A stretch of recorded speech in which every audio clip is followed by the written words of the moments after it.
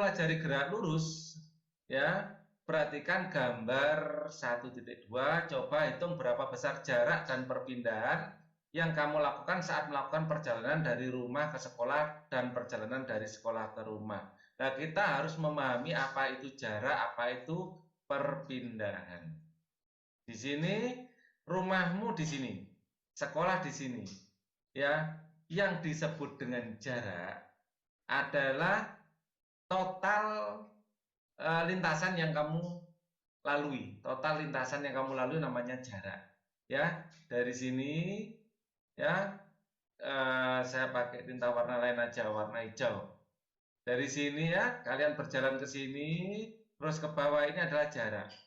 Jadi jarak tempuh adalah 1 kilometer. Anggap saja ini utara ya, ini utara, ini selatan, ini timur, ini barat. Ya, maka jarak yang kamu tempuh adalah ke timur, habis itu ke selatan. Berarti jarak tempuhnya adalah 1 kilometer tambah 1 kilometer yaitu 2 kilometer. Ini adalah jarak tempuh. Tetapi kalau perpindahan saya akan gunakan warna apa ini enaknya, hitam. Perpindahan ini adalah jarak tempuh yang diukur dengan garis lurus.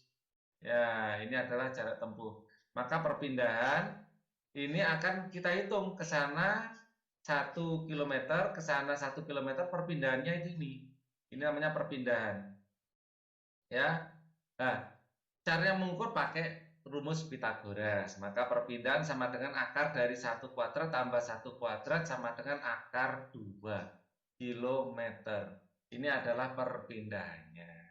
Jadi dapat disimpulkan jaraknya adalah 2 kilometer, perpindahannya adalah akar 2 kilometer. Akar 2 nilainya berapa? Kita pakai kalkulator. Akar 2, 2 terus diakar. Ya, sekitar 1,4. Ya, 1,4 kilometer. 1,4 kilometer. Jadi ini pembulatan ya. Jarak tempuhnya adalah 2 kilometer, perpindahannya adalah 1,4. Bisa ya bedakan ya jarak dengan perpindahan. Oke. Jadi jarak tempuh adalah lintasan. Kata kuncinya jarak tempuh adalah lintasan. Lintasan. Ya, kata kuncinya adalah lintasan. Kalau perpindahan, ya kata kuncinya adalah jarak tempuh dari satu titik ke titik lain antara dua titik, ya, melalui garis lurus. Garis lurus. Jadi tidak belok-belok seperti ini. Paham ya? Oke, itu adalah jarak dan perpindahan. Kita akan baca lagi di sini. Kita akan gunakan highlighter aja.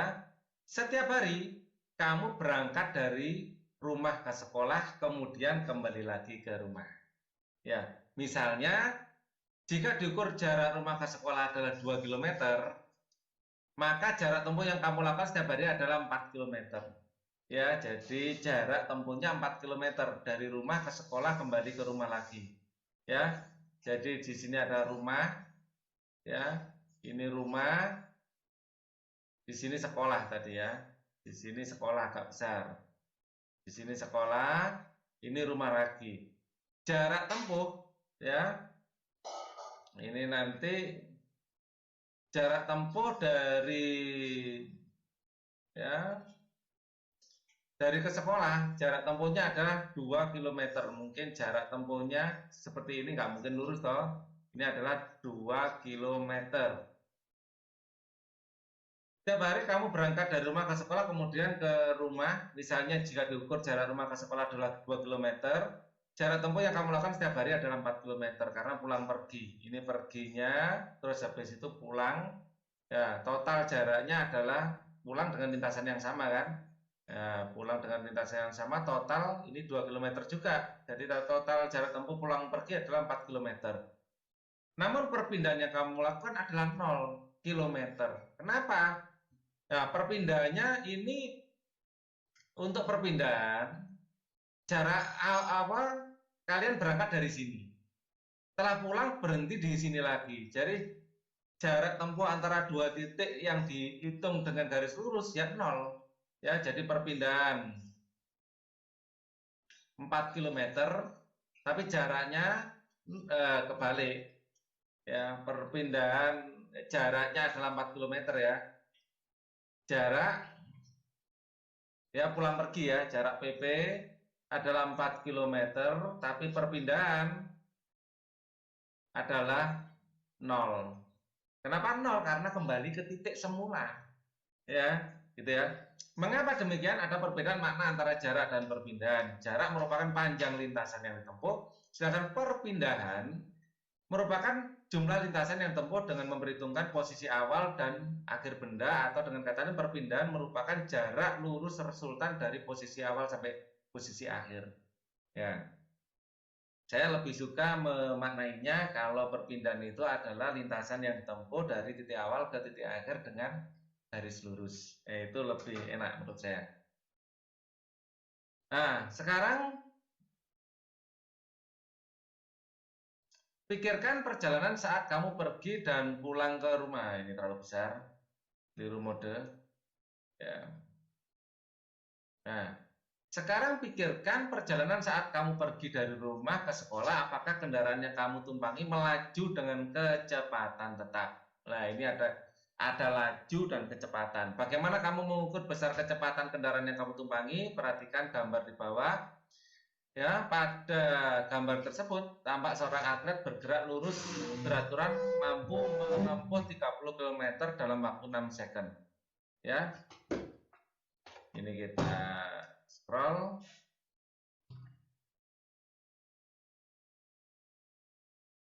Dengan kata lain, atlet tersebut mampu menempuh jarak 5 meter setiap sekonnya. Ya, 30 km bagi 6 ya, dapat 5. Ya. Kemampuan atlet tersebut dalam menempuh jarak S tertentu setiap sekonnya disebut sebagai kelajuan, atau secara matematis ditulis V sama dengan S per T. Nah, kenapa disebut laju? Ya, karena akan saya terangkan setelah ini. Oke, apa beda laju dengan perpindahan? Ya, ini saya sembunyikan sedikit. Laju, ya, laju adalah jarak dibagi waktu. Ini adalah laju. Jarak ini walaupun melingkar, dihitung lintasannya. Ya, beda dengan kecepatan. Kecepatan adalah perpindahan bagi waktu. Jadi kalau pelari ini menempuh start di sini dan finish kembali ke sini, kecepatannya adalah 0. Ya, karena lintasan yang ditempuh atau perpindahannya tidak ada, 0. Dari awal kembali ke awal lagi, tapi lajunya bisa dihitung dengan jarak yang dia tempuh dibagi waktu. Jadi kalau kita bicara pelari yang melari dalam lintasan tertutup, kita bilangnya laju bukan kecepatan. Dan satu lagi, saat kalian melihat speedometer mobil kalian, ya, ini yang tertulis di sini adalah laju. Ya, bukan kecepatan. Kalian mau belok ke kanan, belok ke kiri, ya, ini penunjuknya mungkin akan menunjukkan angka yang sama. Ya, tetapi kalau kecepatan harus beda. Kalau ke kanan positif, ke kiri harus negatif. Itu bedanya laju dengan kecepatan. Ya. Tahukah kamu bagaimana cara mengukur kelajuan kendaraan motor? Apakah benar dengan menggunakan speedometer? Ternyata speedometer yang ada di kendaraan tidak mengukur kecepatan gerak, tetapi mengukur kelajuan. Ya, ini adalah mengukur kelajuan. Karena mobil kita mau atau motor kita mau bergerak ke kanan, ke kiri, ke utara, ke selatan, ke timur, angkanya sama asal ngegasnya sama. Ya, artinya itu adalah laju, bukan kecepatan. Namanya speedometer. Speed sendiri artinya laju. Kalau kecepatan itu velocity. Ya, speed ini artinya laju. Oke. Oke, kita scroll lagi ke samping. Nah, perubahan kelajuan mobil yang sedang melaju. Jadi ini 0 meter, 10 meter, 20 meter, 30 meter, dan seterusnya sampai 90 meter. Ya, nah ini dalam selang waktu yang sama, ternyata semakin lama selisih jaraknya semakin jauh. Nah, selisih jarak yang semakin jauh dalam selang waktu yang sama artinya mobil ini sedang dipercepat. Ya, dipercepat. Selang waktunya sama, tapi jarak waktu antar selang waktu berbeda. Ini dipercepat. Nanti ini termasuk GLBB. Gerak lurus berubah beraturan.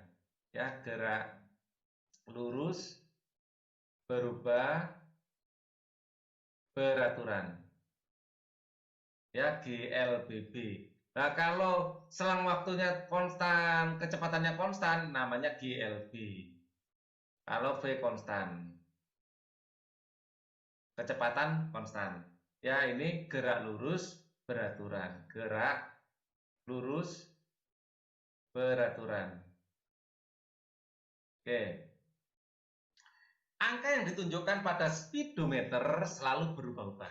Hal ini menunjukkan kelajuan mobil yang sedang bergerak. Berdasarkan pernyataan tersebut, dapat kamu mendefinisikan apa yang dimaksud dengan kelajuan sesaat.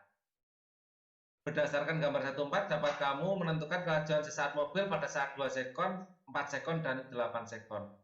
Kelajuan sesaat adalah kelajuan hanya saat di detik 2 sekon. Ya, jadi kelajuannya itu hanya pada selang waktu yang sangat kecil. Delta T-nya itu selang waktunya, delta T itu, delta T adalah T2 dikurangi T1. Ini mendekati 0. Ya. Jadi selang waktunya mendekati 0, kita hitung perubahan jaraknya berapa dibagi perubahan waktu. Ya. Itu adalah kecepatan sesaat atau laju sesaat. Nah, laju sesaat ini adalah di sini 20. Ya, di sini 40, kita lihat penunjuk merahnya di sini atau saya zoom ya. Penunjuk merahnya di sini menunjuk 0.